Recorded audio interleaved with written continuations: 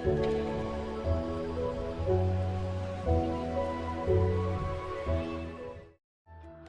you know what that theme is from, you're an actual OG console GOAT. Yo, what is going on, guys? I appreciate you taking the time to click on this video. If you know anything about my channel, you know that I'm not new to YouTube. I have hundreds of Battlefront videos and a few Fortnite videos also. And you'll notice I stopped uploading as much about Fortnite ever since competitive console Fortnite just vanished from the game. And that's pretty much what I want to talk about in this video today. At this point, you can tell just from my Xbox Series 2 controller breaking over and over, I just felt the need to make a video about it. And that's kind of how I feel about this video, where competitive console Fortnite has basically just disappeared from the game, and it's been so long at this point, I just felt compelled to make a video about it. And considering it's been multiple years now with barely any competitive console Fortnite added into Fortnite, I've been able to narrow it down to 3 main reasons to why I think it was removed. And of course, I want you guys to leave your own comments as to what you think, but I do think that most of you guys will agree with these reasons, especially the first one, which I think is the most important.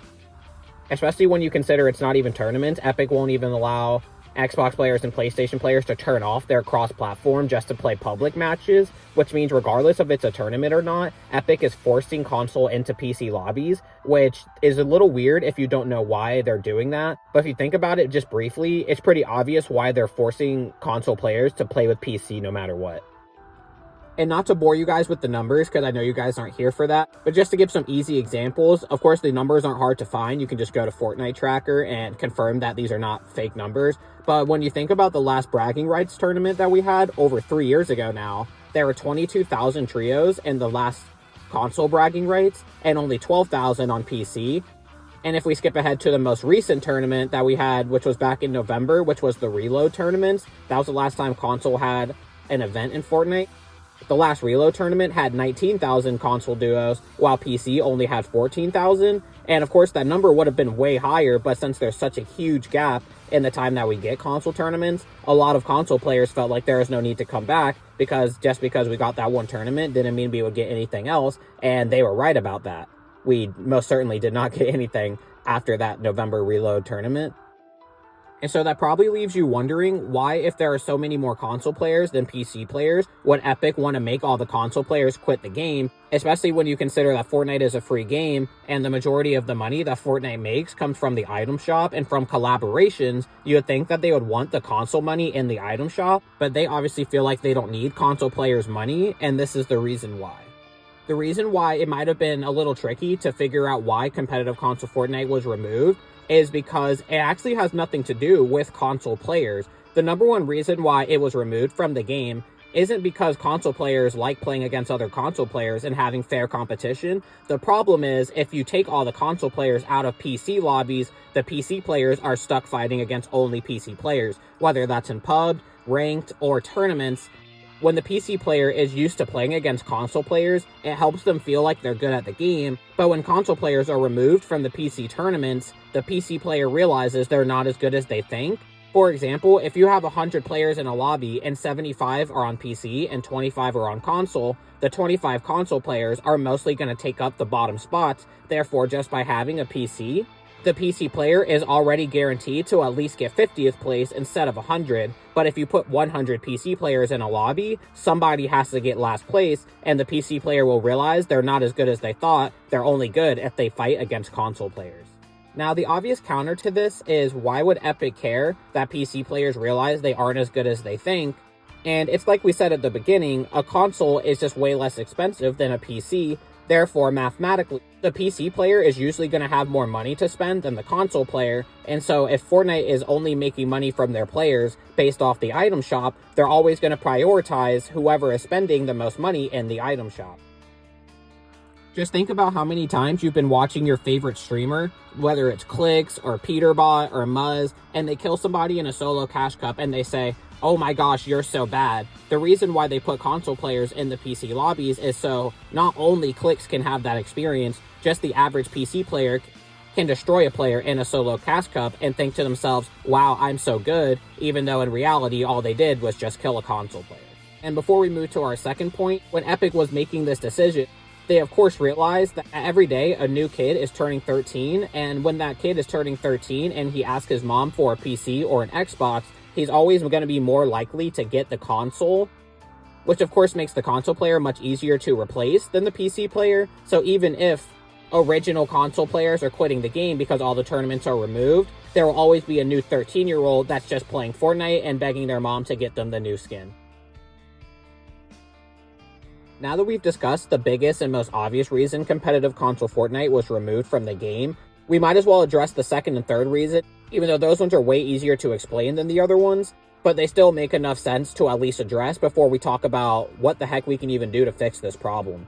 And the second reason, while is definitely not enough to make Epic cancel competitive console Fortnite completely, it is a small problem that probably bothered them and is at least worth slightly addressing, but definitely isn't enough. And that's the fact that the same players kept winning all the console tournaments, whether that be from the beginning of console Fortnite when 60 FPS with a Dream was dominating console Fortnite, and of course that switched to the TK domination shortly after that, where the same players were placing highly in all the tournaments, therefore giving the money to the same players. And the reason why that bothered Epic is because they saw console tournaments as an opportunity to help console players get the money to buy PCs to compete in the real events. But since the console players kept dominating console, even though they did buy PCs to compete in the PC events, they would always choose to compete in console events because it was easier to compete in. But once you gave those players PCs, their IQ was going to increase so much that they were always going to be better than those console players, making Epic feel like what was the point of giving the money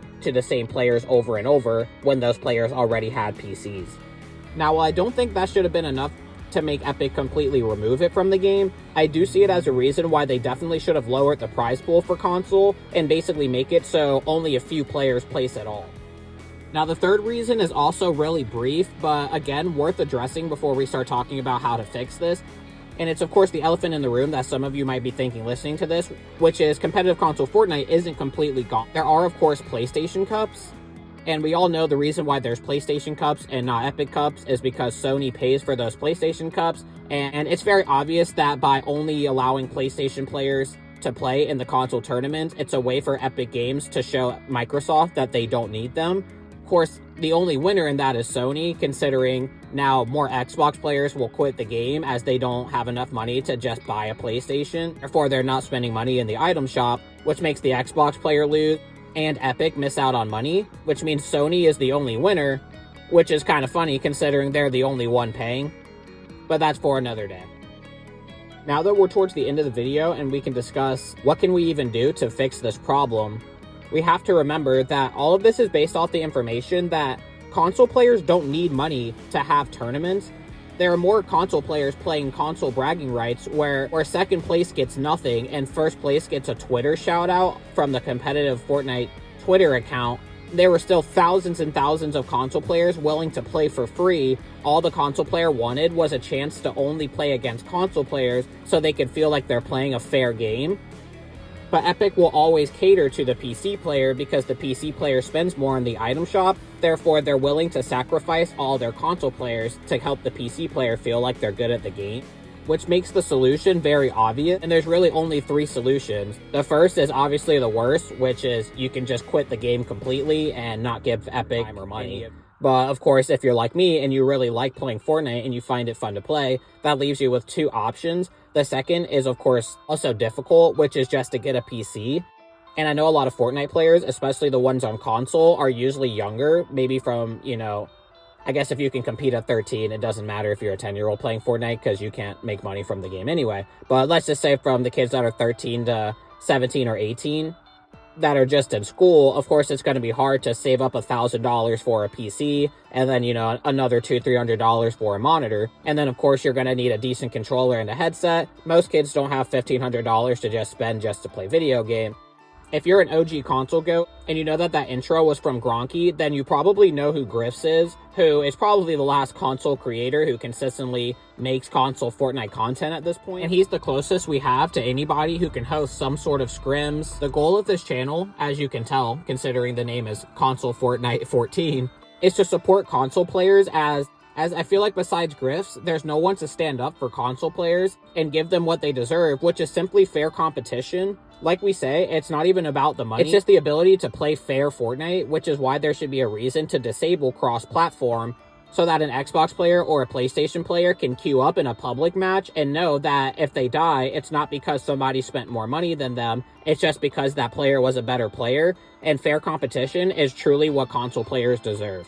Believe it or not, over the past few months, I've been saving up to purchase my own PC, and while I just got my first PC a few days ago, and I've only been able to play Fortnite on it a little bit, and my 240Hz monitor hasn't even arrived yet, so I'm only playing on PC on 60 FPS, I can already tell how broken it is, input delay, and I'm sure timesing my frames by 4, giving me the ability to see more, is going to completely change my game. The ability to play on performance mode and turn off shadows is extremely broken and unfair, and so the kind of content that I'm hoping to make on this channel is just exposing how unfair it is to play against console players, and I'm going to prove it by having my own PC. And what we want to do is we want to play Cash Cups on console and then play the same Cash Cup on PC and then watch how much better I do on PC, showing that it's not fair and that you're basically cheating by playing on PC because Epic turned Fortnite into a pay-to-win game. I'm sorry if this video sounded overly negative, as believe it or not, I truly love Fortnite. It's definitely tied for my favorite game of all time with Star Wars Battlefront, as you can tell from looking at all my recent videos that I really like Star Wars Battlefront. The only chance any of us have at this point isn't going to be to rely on Epic to make it fair for us, because we know they're going to cater to the PC player. So somebody has to try to make some kind of content so that somebody can help Griffs put the money into helping somebody run a solo Cash Cup for console where the top players can make money and the rest of the console players can get practice, which will give the console player a reason to grind, a reason to care about the game, and most of all, like we say, all we want is some fair competition. So new videos will be coming to this channel soon. We're mostly just going to be comparing console to PC tournaments and showing how broken PC is. I still have the scroll wheel on my controller, so of course we're still going to make some scroll wheel reset on controller videos so that you guys can see what it's like to have controller and scroll wheel at the same time. And I hope you guys look forward to the videos. Hopefully, by coming together as a console community, we can give each other what we truly deserve, which is fair competition and our favorite, or tied for favorite, game of all time. I appreciate you for listening, and I'll see you guys very soon.